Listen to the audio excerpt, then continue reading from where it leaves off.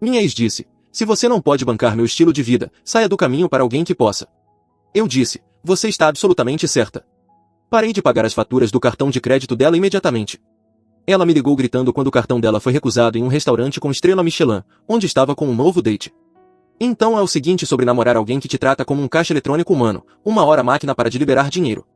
Levei 2 anos para perceber isso. Mas quando percebi, o desligamento foi imediato e absolutamente lindo. Rapidinho antes da história continuar, deixa o like e se inscreve no canal. A meta é chegar aos 2.000 inscritos, e seu apoio é essencial. Agora, vamos começar. Tenho 31 anos, trabalho com gestão logística em uma empresa de transporte de médio porte. Nada extravagante, mas o dinheiro é bom. 6 dígitos, bons benefícios, rotina previsível. Dirijo uma caminhonete já quitada, sou dono de um sobrado decente, no geral, cuido da minha vida. Não sou o tipo de cara que precisa ostentar ou provar nada para ninguém. Conheci a Brittany em um evento corporativo de networking há cerca de 2 anos. Ela trabalhava com produção de eventos, sempre bem vestida, sabia como dominar um ambiente. Bonita daquele jeito de alta manutenção. Aquele tipo de beleza que exige horário fixo em 3 salões diferentes.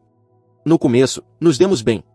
Ela era engraçada, confiante, parecia ter a vida organizada. Os primeiros meses foram normais. Dividíamos a conta do jantar, revezávamos o planejamento dos encontros, aquele toma lá da cá padrão. Ela tinha o próprio apartamento em uma parte badalada do centro, dirigia um BMW alugado e falava muito sobre construir a própria marca. Na época, não dei muita importância. Olhando para trás, os sinais de alerta estavam lá desde o início. Ela citava restaurantes caros em que já tinha ido, mencionava marcas de grife casualmente nas conversas. O apartamento dela tinha aquela estética pronta para o Instagram. Móveis brancos, detalhes dourados, plantas posicionadas para melhor iluminação, o tipo de lugar que fica incrível nas fotos, mas custa uma fortuna para manter. Ela trabalhava talvez 20 horas por semana, mas vivia como se ganhasse 6 dígitos. Eu deveria ter feito mais perguntas. Não fiz. A mudança aconteceu aos poucos, tão aos poucos que mal percebi até já estar completamente afundado nisso. Começou com comentários pequenos. A gente olhava um cardápio e ela comentava como normalmente pedia o que quisesse sem olhar os preços. Ou passávamos por uma boutique e ela dizia casualmente que sentia falta de poder comprar sem fazer orçamento, sempre com aquele suspiro leve, como se estivesse lembrando de tempos melhores. Eu perguntava o que tinha mudado. Ela dava respostas vagas sobre a economia, sobre o trabalho com eventos ser sazonal, sobre como abrir um negócio era mais difícil do que esperava. Fazia parecer temporário, como se estivesse só passando por uma fase ruim. Sendo o idiota que eu era, caí direitinho. Comecei a pagar mais coisas, a cobrir despesas aqui e ali, achando que estava sendo um bom namorado, mostrando que podia prover, ser generoso, erro clássico. A primeira vez que paguei algo realmente significativo foi por volta do 4º mês. Tínhamos ido a um lugar sofisticado para o aniversário dela. Ela pediu a experiência completa, entradas, prato principal, sobremesa, tudo. Quando a conta chegou, ela levou a mão à bolsa e fez aquela cara de pânico, disse que tinha esquecido a carteira em casa, ficou super constrangida, pediu desculpas várias vezes. Eu deixei pra lá, disse que era o aniversário dela, que era por minha conta mesmo. Ela me abraçou, disse que eu era incrível, falou que pagaria a próxima. Não pagou. Uma semana depois, fomos tomar brunch. A conta chegou. Ela nem fingiu pegar a bolsa, só ficou me olhando, esperando. Eu paguei, não disse nada. Aquilo virou o padrão. Eu pagava todos os encontros. Todos. Ela parou de oferecer, parou de fingir, simplesmente assumiu. Depois de uns 6 meses, os pedidos começaram a ficar maiores. Em 6 meses, eu já estava basicamente bancando todo o estilo de vida dela. Não aconteceu da noite para o dia. Essa é a coisa da manipulação financeira. É a morte por 1000 cortes de papel. Primeiro foram os jantares. Depois veio ela dizendo que estava um pouco curta com o aluguel naquele mês. Será que eu podia ajudar só dessa vez? Depois a parcela do carro veio mais alta do que o esperado. Depois o cartão de crédito tinha um saldo inesperado que ela não conseguia cobrir direito. A história do aluguel aconteceu por volta do 7º mês. Ela me ligou chorando, disse que o maior cliente dela tinha atrasado o pagamento de um evento e agora faltavam 800 para o aluguel. Perguntou se eu podia emprestar só até o dinheiro cair. Prometeu que me devolveria no segundo em que o valor entrasse na conta. Transferiu o dinheiro no mesmo dia. O pagamento caiu 2 semanas depois, segundo ela. Nunca vi um centavo daqueles 800. Um mês depois disso, a parcela do carro dela voltou. A taxa do banco deixou a conta negativa. Eu podia cobrir a parcela mais a taxa? Ela pagaria no próximo salário. Mais 600. Nunca vi de novo. Depois foi o seguro. A conta do celular. A internet. Sempre valores pequenos o suficiente para que fazer um escândalo parecesse mesquinho. Sempre apresentados como temporários. Sempre com promessas de devolver. Toda vez era temporário. Toda vez ela devolveria. Só que nunca devolvia. No começo, eu mantinha uma conta mental. Dizia para mim mesmo que tocaria no assunto quando chegasse a um certo valor. Mas esse número sempre mudava. 500 viraram 1000, 1000 viraram 5. 5 viraram 10. Quando percebi, eu já estava subsidiando a vida dela em cerca de 3.000 por mês havia mais de um ano. A parte mais absurda? Ela nunca pedia diretamente. Era sempre implícito. Sempre colocado como se eu estivesse oferecendo. Como se eu estivesse assumindo. Sendo o homem. Ela era apenas a donzela com um timing financeiro infeliz. Enquanto isso, postava nas redes sociais sobre a vida independente incrível dela. Fotos do apartamento. Dos looks. Dos brunches. Os amigos comentando como ela era uma boss. Como estava arrasando. Como era inspiradora. Tudo bancado por mim. Comecei a notar outras coisas também. Ela reclamava de dinheiro com as amigas ao telefone. Depois me perguntava se a gente podia experimentar aquele novo sushi no fim de semana. Postava sobre ser uma empreendedora lutando para sobreviver. Depois aparecia com uma bolsa nova que custava mais do que minhas contas mensais de serviços. A dissonância cognitiva era absurda. Mas eu me convencia de que ela precisava de apoio. Que relacionamentos eram sobre estar ali um pelo outro. Que eu estava sendo um bom parceiro. A situação do cartão de crédito dela foi a joia da coroa de todo o esquema. Com cerca de 8 meses de namoro, ela comentou que a dívida do cartão estava fora de controle. Os juros estavam acabando com ela. Impossibilitando qualquer progresso. Ela me mostrou os extratos. 12.000 espalhados em 3 cartões. Todos estourados. Disse que estava muito estressada com isso. Que não conseguia dormir. Que tinha vergonha até de me contar. Os saldos eram de antes de nos conhecermos, ela disse. De quando estava construindo o negócio. Comprando equipamentos. Pagando marketing. Investindo em si mesma. Agora, só os pagamentos mínimos já consumiam metade da renda dela. Fui eu quem fez a sugestão. Disse que a adicionaria como usuário adicional em um dos meus cartões. Aquele com o melhor programa de recompensas. E um limite absurdamente alto que eu nunca cheguei perto de usar. Ela poderia consolidar. Quitar os cartões dela.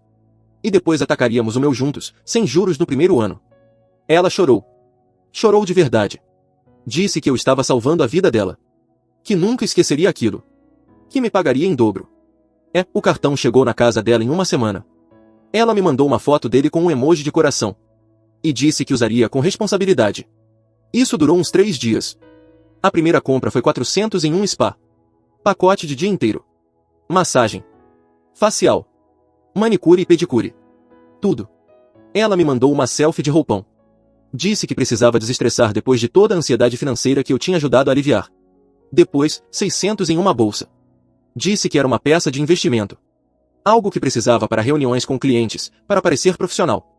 Depois, 350 em um serviço orgânico de refeições prontas. Disse que estava levando a saúde a sério e que isso, na verdade, economizaria dinheiro no longo prazo. Depois, 500 em uma academia boutique. Pacote de personal trainer. De novo, pela saúde.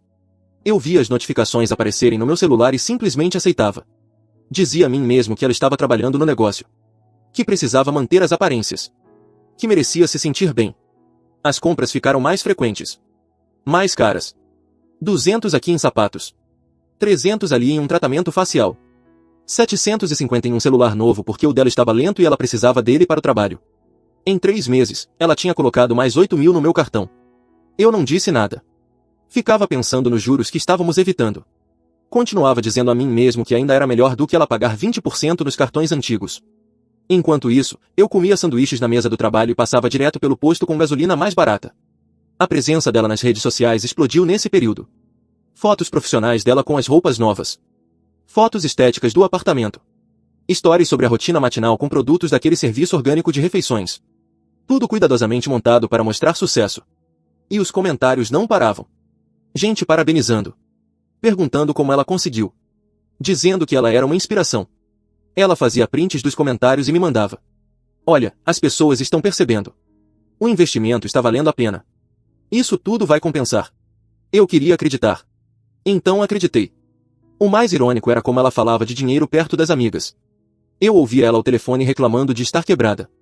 Dizendo como estava difícil para mulheres independentes. Como tudo era caro. Depois desligava e me perguntava se a gente podia ir naquele novo shows no fim de semana. As amigas achavam que ela tinha se feito sozinha. As redes sociais dela mostravam essa vida curada de brunches e detalhes de grife. E eu era o banco invisível financiando toda a produção. No começo, se eu for sincero, nem me incomodava tanto. Eu gostava de me sentir necessário. Gostava de ela depender de mim. Me fazia sentir importante, sabe? Energia de provedor e tudo mais. Mas em algum ponto, dependência virou direito adquirido. Ela parou de agradecer. Parou de reconhecer que eu bancava tudo. Começou a tratar como se isso fosse simplesmente o que namorados fazem. Começou a ficar irritada quando eu sugeria alternativas mais baratas. Ou mencionava que estava tentando economizar para alguma coisa. O estupim final veio em uma terça-feira qualquer. Estávamos no apartamento dela, meio assistindo a uma série, quando ela comentou sobre um pacote de viagem que tinha visto. 10 dias nas Maldivas, resort all inclusive, bangalos sobre a água, toda a fantasia. Eu ri e disse algo como, isso seria incrível algum dia. Ela não riu. Fez aquela cara. Irritada. Como se eu tivesse dito algo ofensivo. Foi aí que ela soltou a frase. Disse que, se eu não podia bancar o estilo de vida que ela esperava, talvez eu devesse sair do caminho para alguém que pudesse. Nem em um momento de raiva. Nem durante uma briga. Simplesmente casual. Factual. Como se estivesse dizendo uma verdade óbvia. Eu fiquei olhando para ela por um segundo, esperando a piada. Não tinha. Ela continuou. Disse que não estava ficando mais jovem. Que precisava pensar no futuro. Que merecia alguém que acompanhasse as ambições dela. Disse que tinha sido paciente comigo. Mas talvez quiséssemos coisas diferentes. Disse que vinha recebendo atenção de outros caras. Caras bem-sucedidos. E que talvez devesse explorar essas opções. Depois perguntou se eu entendia de onde ela estava vindo. Eu entendi perfeitamente. Eu disse que ela estava absolutamente certa. Que ela merecia alguém que pudesse bancá-la. Que eu claramente não era esse cara. Que ela definitivamente deveria seguir essas outras opções. Ela ficou surpresa. Como se estivesse esperando que eu entrasse em pânico. Que prometesse fazer melhor. Que implorasse por outra chance. Em vez disso, eu me levantei, peguei minha jaqueta e disse que daria a ela espaço para decidir o que queria.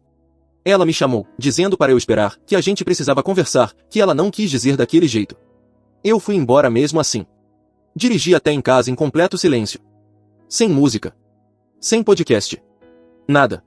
Só eu, o som da minha caminhonete e a realização de que eu tinha sido usado por 2 anos inteiros. Cheguei em casa, abri o notebook e comecei a agir. A primeira coisa que fiz foi entrar na minha conta do cartão de crédito. Puxei todas as transações que ela tinha feito nos últimos 18 meses. Exportei tudo para uma planilha. Organizei por categoria. Os números eram piores do que eu imaginava. Dano total, $41.863. Sem contar o dinheiro em espécie que eu tinha dado aqui e ali. Sem contar o aluguel que eu paguei. Sem contar as contas aleatórias que cobri. Só o cartão de crédito. Só o que dava para documentar.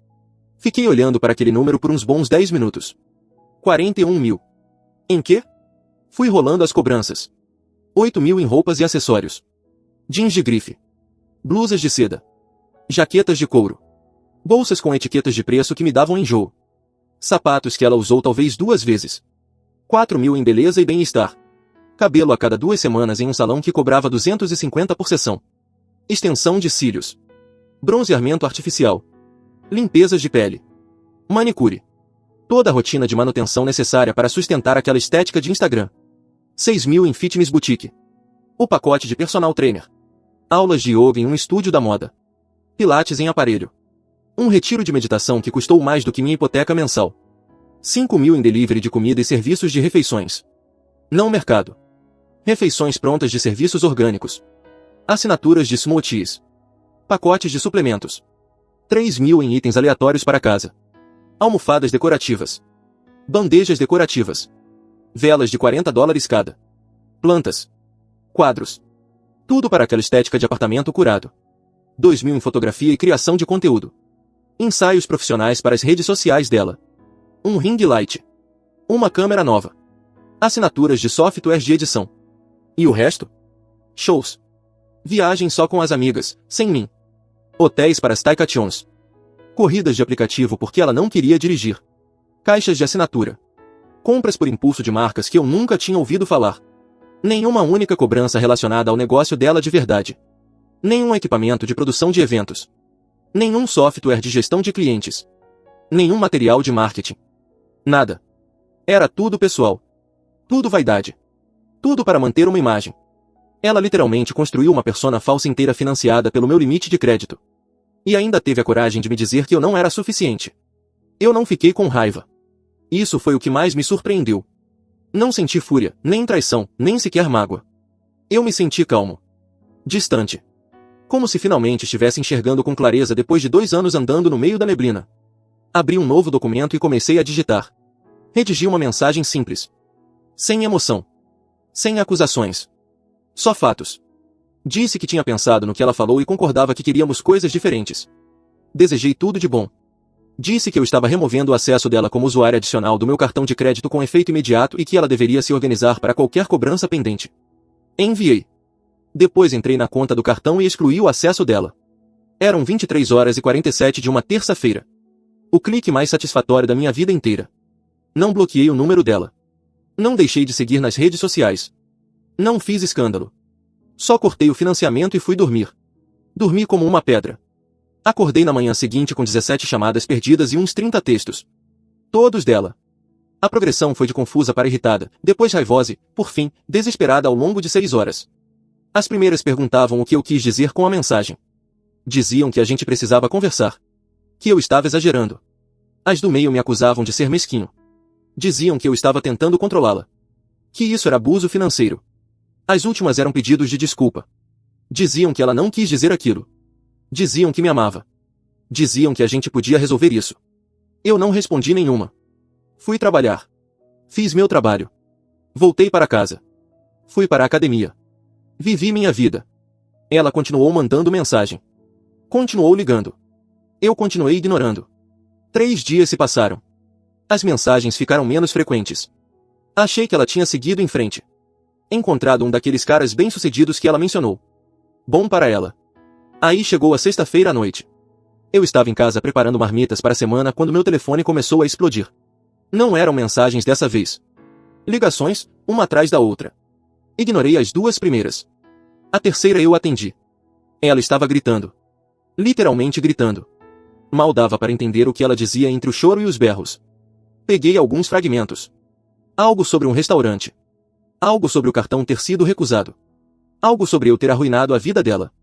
Esperei ela ficar sem fôlego. Então perguntei calmamente qual era o problema. Ela surtou de novo. Disse que estava jantando. Que o cartão tinha sido recusado. Que ela passou vergonha na frente de todo mundo. Como eu pude fazer isso com ela? O que havia de errado comigo? Perguntei onde ela estava. Ela disse o nome de um lugar chique no centro. Daqueles com lista de espera de meses e código de vestimenta. Perguntei com quem ela estava. Ela ficou quieta. Depois disse que isso não importava. Eu disse que importava sim, já que ela tinha falado especificamente em explorar opções com outros caras bem-sucedidos e ali estava ela, 3 dias depois, em um restaurante com estrela Michelin com alguém que claramente não era eu. Mais silêncio. Depois ela começou a chorar de novo. Disse que eu estava sendo cruel. Disse que tinha cometido um erro. Disse que não queria terminar de verdade. Disse que eu tinha entendido tudo errado. Eu disse que tinha entendido perfeitamente. Ela queria alguém que pudesse bancar o estilo de vida dela. Eu concordei que não era essa pessoa. Então ela estava livre para encontrar alguém que fosse.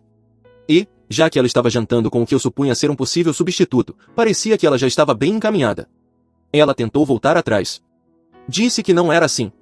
Disse que era só um amigo. Disse que achava que a gente ainda estava junto. Perguntei se ela tinha dito ao acompanhante do jantar que tinha namorado. Ela não respondeu. Disse a ela que provavelmente deveria resolver o pagamento da refeição e desliguei. Ela ligou de novo imediatamente. Recusei. Ligou outra vez. Recusei de novo. Mandou uma enxurrada de mensagens. Ignorei todas. Terminei de preparar minhas refeições. Assisti a um jogo. Fui dormir. Na manhã seguinte, recebi uma ligação de um número que eu não reconhecia. Atendi achando que poderia ser do trabalho. Era a mãe da Brittany. Ah, isso ia ser bom. A mãe dela começou a falar comigo imediatamente. Disse que a Brittany tinha ligado chorando. Disse que eu a tinha humilhado. Abandonado. Deixado ela largada em um restaurante. Disse que não criou a filha para ser tratada assim. Deixei ela terminar todo o discurso. Então expliquei calmamente que a Brittany tinha me dito que eu não era financeiramente bem-sucedido o suficiente para ela e que eu deveria sair do caminho para alguém que fosse. Então eu fiz exatamente isso. Saí do caminho. Removi o acesso dela ao meu cartão de crédito. E agora ela estava livre para namorar quem quisesse. A mãe dela engasgou. Disse que isso não podia ser verdade. Disse que a Brittany nunca diria algo assim. Eu disse que ela podia perguntar à própria filha. Depois mencionei que a Brittany tinha gasto mais de $40 mil no meu cartão de crédito em 18 meses e não tinha pago de volta um único centavo, apesar de várias promessas. Silêncio total. Então a mãe dela disse que não sabia de nada disso. Eu disse que a maioria das pessoas não sabia. Que a Brittany era muito boa em gerenciar a própria imagem. A mãe dela ficou defensiva. Disse que eu estava pintando a filha dela como uma pessoa terrível. Disse que relacionamentos eram sobre apoiar um ao outro. Disse que eu estava sendo egoísta. Eu disse que ela tinha razão. Relacionamentos eram sobre apoio. Apoio mútuo. Não uma pessoa financiando o estilo de vida luxuoso da outra enquanto ouve que não é suficiente. Ela desligou na minha cara. 20 minutos depois, a Brittany ligou. Disse que a mãe dela tinha acabado com ela. Perguntou o que eu tinha contado. Me acusou de tentar virar a família dela contra ela. Eu disse que tinha contado a verdade. Que ela tinha dito que eu deveria sair do caminho para alguém mais bem-sucedido. E que tinha acumulado $41.000 no meu cartão sem pagar nada de volta. Ela tentou distorcer a história. Disse que eu estava tirando as palavras dela do contexto. Disse que a questão do cartão era complicada. Disse que eu tinha oferecido ajudar e agora estava usando isso contra ela. Perguntei qual seria o contexto adequado para dizer ao namorado que ele deveria sair do caminho para alguém mais rico. Ela não conseguiu responder. Então ela mudou de estratégia. Começou a chorar. Disse que tinha cometido um erro. Disse que estava estressada e falou besteira. Disse que não quis dizer do jeito que soou. Perguntei sobre o jantar de sexta-feira à noite. Perguntei com quem ela estava. Ela disse que era só alguém de um evento de networking. Disse que não era um encontro. Disse que estava tentando gerar negócios para a empresa de eventos. Perguntei se esse contato de networking sabia que ela tinha namorado. Ela ficou em silêncio. Perguntei se era ele quem deveria pagar o jantar. Mais silêncio. Então ela disse que não importava porque ele acabou sendo inútil de qualquer forma. Foi aí que eu tive certeza absoluta. Ela já estava alinhando substitutos. Testando o terreno. Vendo se conseguia subir de nível. O jantar era, sim, um encontro. E quando o cartão foi recusado e o cara vazou, de repente eu parecia uma opção bem melhor de novo. Eu disse a ela que tinha acabado. De verdade, dessa vez. Sem mais conversas. Sem mais chances. Ela começou a implorar. Disse que ia mudar. Disse que ia arrumar um emprego de verdade. Disse que ia me pagar cada centavo. Disse que não podia me perder. Eu disse que ela já tinha me perdido no segundo em que sugeriu que eu saísse do caminho. Ela perguntou se havia alguma coisa que pudesse fazer. Eu disse que não e desliguei. Ela me mandou umas 50 mensagens na hora seguinte. Parágrafos longos sobre o quanto estava arrependida. Sobre como nunca tinha se sentido assim por ninguém. Sobre como ia provar que tinha mudado. Eu não respondi nenhuma. 2 dias depois, um amigo em comum entrou em contato. Um cara chamado Kevin, que trabalhava no mercado financeiro. Eu o tinha conhecido em alguns eventos sociais da Brittany. Ele disse que a Brittany tinha ligado para ele chorando. Pediu que ele falasse comigo. Tentasse me convencer a dar outra chance. Perguntei ao Kevin se a Brittany alguma vez tinha mencionado a mim quando nos encontramos nesses eventos. Ele pensou um pouco. Disse que, na verdade, não. Que tinha assumido que eu era só um amigo. Ela nunca tinha me apresentado como namorado. Nunca mencionou estar em um relacionamento. Perguntei se ela tinha flertado com ele. Ele hesitou. Depois admitiu que ela tinha dado o número dela uma vez. Sugeriu que eles tomassem um café algum dia. Ele tinha achado que ela estava solteira e interessada. Eu contei a ele sobre a dívida do cartão de crédito. Sobre o incidente no restaurante. Sobre ela ter me dito para sair do caminho. Kevin disse que não fazia ideia. Disse que ela sempre pareceu muito independente. Sempre falava do negócio dela como se estivesse indo muito bem. Eu disse que essa era a imagem que ela vendia. A realidade era diferente. Ele disse que não entraria mais em contato comigo em nome dela. As mensagens da Brittany continuaram por cerca de uma semana. Depois diminuíram. Depois pararam completamente. Achei que aquilo fosse o fim. Segui meu fim de semana normalmente. Não ouvi nada da Brittany no sábado. Achei que ela estivesse se reorganizando. No domingo à tarde, recebi um e-mail longo. Era a turnê de desculpas. A produção completa. 5 parágrafos de arrependimento e promessas. Disse que tinha cometido um erro horrível. Disse que nunca deveria ter falado aquelas coisas. Disse que estava estressada com dinheiro e descontou em mim. Disse que me amava. Disse que faria qualquer coisa para consertar isso. Entrou em detalhes sobre como vinha refletindo. Sobre como percebeu que estava vivendo acima dos próprios meios. Sobre como estava usando compras e aparências para lidar com a insegurança em relação ao negócio dela não estar decolando como esperava. Disse que já tinha começado a procurar um emprego estável. Disse que tinha entrado em contato com um consultor financeiro. Disse que estava pronta para mudanças reais. Terminou pedindo se a gente podia se encontrar e conversar. Disse que, no mínimo, me devia uma conversa cara a cara. Li 2 vezes. Depois olhei o horário. Ela tinha enviado às 2 da manhã. Provavelmente depois de horas escrevendo e revisando, garantindo que acertasse todas as notas emocionais certas. Eu apaguei. Não respondi. Não reconheci. Apenas apaguei e segui com o meu dia. Na manhã seguinte, recebi uma ligação de outro número desconhecido. Quase não atendi. Mas algo me fez atender. Era a melhor amiga da Britney, a Amanda. Eu a tinha conhecido talvez umas 12 vezes ao longo de 2 anos. Ela foi direto ao ponto. Disse que a Britney estava um caos. Disse que nunca tinha visto ela tão abalada por um cara. Disse que talvez eu devesse ouvir o lado dela. Perguntei a Amanda se ela sabia da situação do cartão de crédito. Ela disse que sabia que a Britney tinha alguma dívida, mas não a dimensão toda. Perguntei se ela alguma vez tinha emprestado dinheiro para a Britney. Um silêncio longo. Depois, disse que sim, algumas vezes. Valores pequenos. 100 aqui, 50 ali. Perguntei se a Britney tinha devolvido. Outro silêncio. Depois disse que não, ainda não. Eu disse para ela somar isso à minha lista de 41 mil. A Amanda ficou quieta. Depois disse que não tinha ideia de que era tanto. Eu disse que a maioria das pessoas não tinha. Essa era meio que toda a estratégia da Britney. A Amanda perguntou o que eu queria dizer com isso. Expliquei o padrão. A escalada gradual. As promessas de pagar que nunca se concretizavam. O jeito de posicionar cada pedido como temporário até virar permanente. O manual inteiro. A Amanda disse que se sentia enjoada. Disse que vinha defendendo a Britney para amigos em comum a semana toda. Disse que tinha contado às pessoas que eu estava sendo cruel e sem coração. Eu disse que ela tinha direito à opinião dela. Ela pediu desculpas. Disse que teria uma conversa muito diferente com a Britney da que tinha planejado. Desligou. Na segunda-feira, no trabalho, recebi uma mensagem de outra amiga da Britney. Uma garota chamada Jéssica, que eu tinha conhecido algumas vezes em encontros de grupo. Ela disse que tinha ouvido que eu e a Britney tínhamos terminado. Disse que a Britney estava devastada. Disse que talvez eu devesse dar outra chance. Disse que todo mundo erra. Agradeci por ela ter entrado em contato, mas disse que eu estava bem. Ela insistiu. Disse que a Britney realmente me amava. Disse que nunca tinha visto ela tão abalada. Disse que eu estava sendo duro. Eu contei a história inteira. O cartão de crédito. Os 41 mil. O comentário de sair do caminho. O restaurante com estrela Michelin com outro cara 3 dias depois. A Jéssica ficou em silêncio. Depois disse que não fazia ideia. Disse que a Britney sempre fazia parecer que pagava tudo sozinha.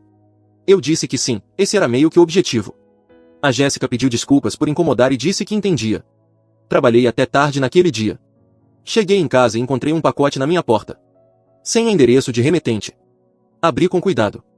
Dentro havia uma foto emoldurada da Britney e de mim, de cerca de 1 ano atrás.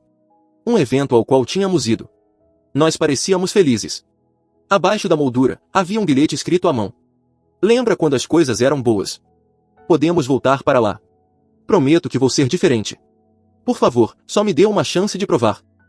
Fiquei olhando por 1 minuto. Depois coloquei tudo na garagem. Não joguei fora. Não expus. Só guardei. Prova de toda a bagunça, caso eu precisasse um dia. As semanas seguintes foram uma aula prática de ver a fachada cuidadosamente construída de alguém desmoronar. A presença da Britney nas redes sociais despencou. As postagens diárias de brunches chiques e bolsas de grife pararam. Ela postou algumas coisas vagas sobre pessoas falsas e lições difíceis. Depois praticamente sumiu. Eu não a seguia mais, mas amigos em comum comentavam coisas que tinham visto. O apartamento dela foi anunciado para aluguel. Aparentemente, ela estava 3 meses atrasada nos pagamentos. O proprietário tinha iniciado um processo de despejo. O BMW desapareceu da vaga de sempre. Alguém disse que viu um caminhão de reboque levando o carro por volta das 6 da manhã. O site do negócio de produção de eventos dela saiu do ar. O domínio não foi renovado. Ouvi por conhecidos em comum que ela teve que voltar a morar com os pais. O apartamento no centro estava muito além do orçamento real dela. O BMW foi retomado.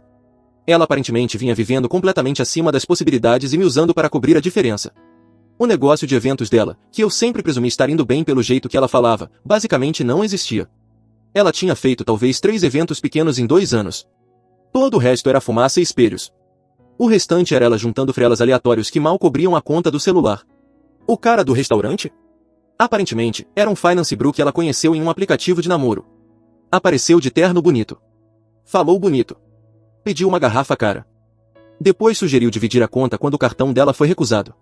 Ela ligou para ele várias vezes depois daquela noite. Ele sumiu.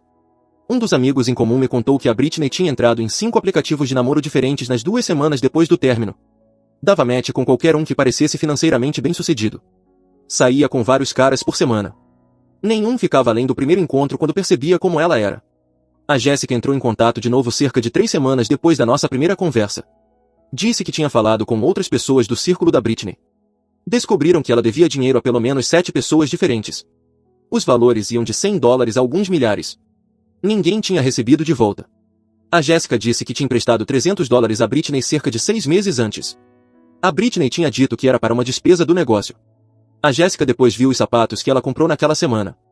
$350. Mesmo valor, mesmo período. Ouvi tudo isso pelos comentários. Não fui atrás da informação. Não perguntei. As pessoas simplesmente contavam. Aparentemente, ver a vida falsa de alguém desmoronar em tempo real vira fofoca de primeira. Cerca de um mês depois de tudo, a Britney apareceu na minha casa. Eu estava na garagem, mexendo na minha caminhonete, quando ouvi um carro parar. Olhei e vi ela saindo do que presumi ser o sedã da mãe dela. Modelo mais antigo. Nada parecido com o BMW que ela costumava dirigir. Ela parecia diferente. Sem maquiagem. Cabelo preso em rabo de cavalo. Vestia jeans e uma camiseta comum. Nada da produção de sempre. Pela primeira vez em 2 anos, ela parecia uma pessoa normal em vez de um filtro do Instagram. Eu não disse nada. Só fiquei ali, com a chave inglesa na mão, esperando. Ela ficou ao lado do carro por um segundo, como se estivesse criando coragem. Depois se aproximou. Começou com mais um pedido de desculpas. Disse que tinha pensado muito. Disse que percebeu o quanto tinha errado. Disse que tinha me tomado como garantido. Disse que sentia muito. Eu assenti. Não interrompi. Só deixei ela falar. Ela disse que tinha voltado a morar com os pais. Disse que estava se candidatando a vagas. Disse que tinha cancelado todas as assinaturas e mensalidades. Disse que estava vivendo de forma diferente agora. Perguntei se ela tinha pago alguma das pessoas a quem devia dinheiro. Ela abaixou o olhar. Disse que estava trabalhando nisso. Disse que estava sem dinheiro no momento. Mas que assim que arranjasse um emprego, essa seria a prioridade número 1.